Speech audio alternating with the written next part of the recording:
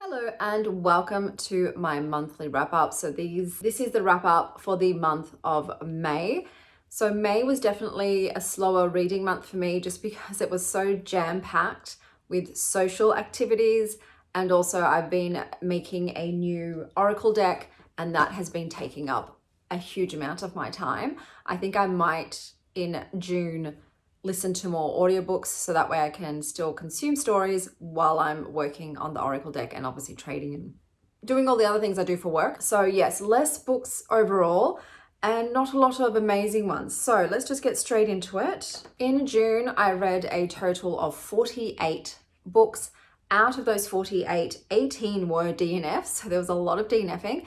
So I read 30 books in full. 2 of those books were audio and they were in the DNF ones. So the 2 audiobooks I listened to, I did DNF. Hey, Blue. Okay, so let's get into the best. So any ones that were, all the books that I rated 4 stars and up, let's talk about those ones. So we've got Book of the Most Precious Substance. And as usual, I'm going to read I just got a message from my ex-boyfriend. I'm going to read my Goodreads reviews to try and keep this succinct. So I said, I did rate this 4.5 stars. A dangerous book, power-hungry buyers, and 2 booksellers on a path to destruction. This was nuts, bro. The ending wasn't my cup of tea, but it does make sense in relation to the story. A fluid-filled foray into the dark magic of human desires. And I think that sums it up. It's just basically about some booksellers trying to track down a dark sex magic book and all of the things that happen along the way. There's a lot of murder and mayhem and orgies going on. And I would say out of the covers this month, that probably was my favorite one as well. The wet flowers. Yeah. And then we have The Hidden History of Flowers. So this got me with the botanical illustrations. They were gorgeous. I rated this 4.5 stars. And I said it's a really interesting book about flowers. Like I said, gorgeous illustrations. However, they did not illustrate every single flower, which seems just a bit weird to me. So I would have liked a picture for every flower. So next up we have Motherthing by Ainsley Hogarth, and I gave this a 4 stars. I do like the pop art style cover. And I said, this is a book with mummy issues to the moon and back. I liked the writing style. It was darkly humorous at times and completely unhinged. Don't think I could ever eat chicken a la king after reading this. Yeah, that sums it up. It did take a turn. I'll just say that. I was not expecting it. It's a horror. It's a light horror.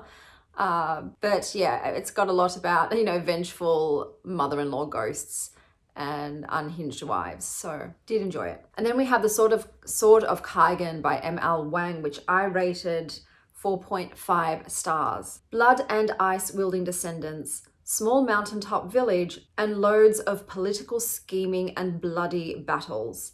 The sword-wielding badass Masaki reminded me a lot of Kiddo from Kill Bill. This book was filled with a ton of grief. Spent the second half constantly crying, and that's not an understatement. It did take me a while to get into, but the reason that I didn't give it 5 stars was because of the romance. I'm sorry, but this dude did so much unforgivable things to this woman that I cannot ignore or forget. So it was great, but yeah, the romance did knock it down a notch for me because no, lady, you deserve so much more. You deserve so much more. Then we have It Lasts Forever and Then It's Over, and I gave this 4 stars. A zombie trying to remember her lost love. It has a kind of poetic prose to it, sometimes quite nonsensical, with the occasionally violent seed. Very strange and unusual. And yeah, probably one of my favorite interpretations of a zombie book. I did enjoy it. I probably should bump up the rating. I think it should be a 4.25, but then again, it was a lot of horror and gore,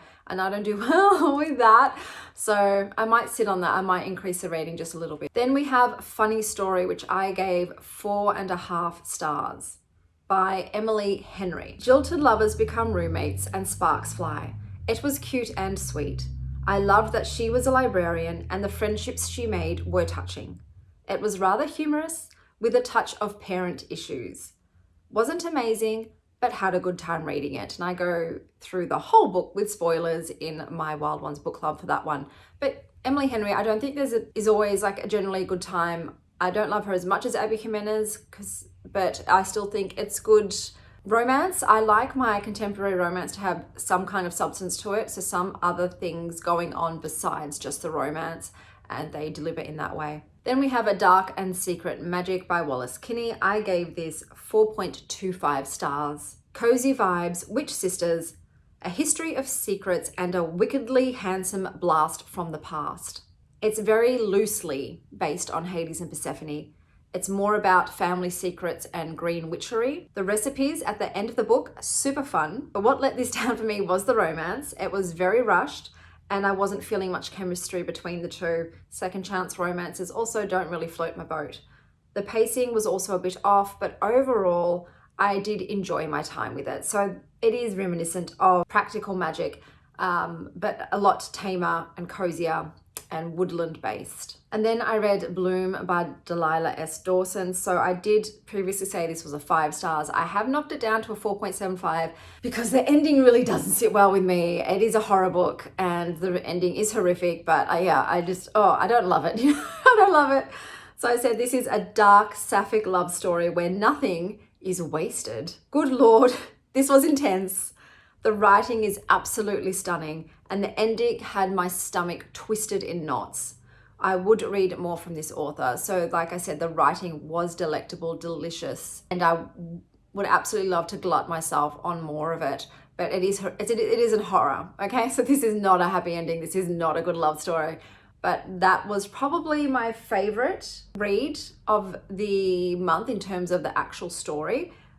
We'll still go on to the others. There's more to come that are rated highly, but I would say out of all of the fiction stories, that one was probably my favorite. Then we had The Egg by Andy Weir. So I did give this a 4.5 stars. The egg came before the chicken. This is the quickest I've ever had my mind blown by a book. This book is literally a couple of pages. That is it. It is all about the plot twist, my dudes. A dude dies, meets God, and God tells him the meaning of their life. Just very fun, quick, punchy read. Then I read Nothing But the Rain by Naomi Salmon. I gave this a 4 stars. Rain comes, memories go. Was an entertaining read, but don't expect to get any answers about what the heck is going on. And that is true. This is a town that's just been cut off from the rest of the world. It is policed. The citizens cannot leave, and every time they come into contact with water, whether it's in their pipes or in the rain, and it rains constantly, they lose their memories. So very unsettling, does not have a happy ending. The characters, I would say, are morally grey, but definitely memorable. And then the last highly rated book of this month was Oh, It's You, Love Poems by Cats by Francesco Macciliano.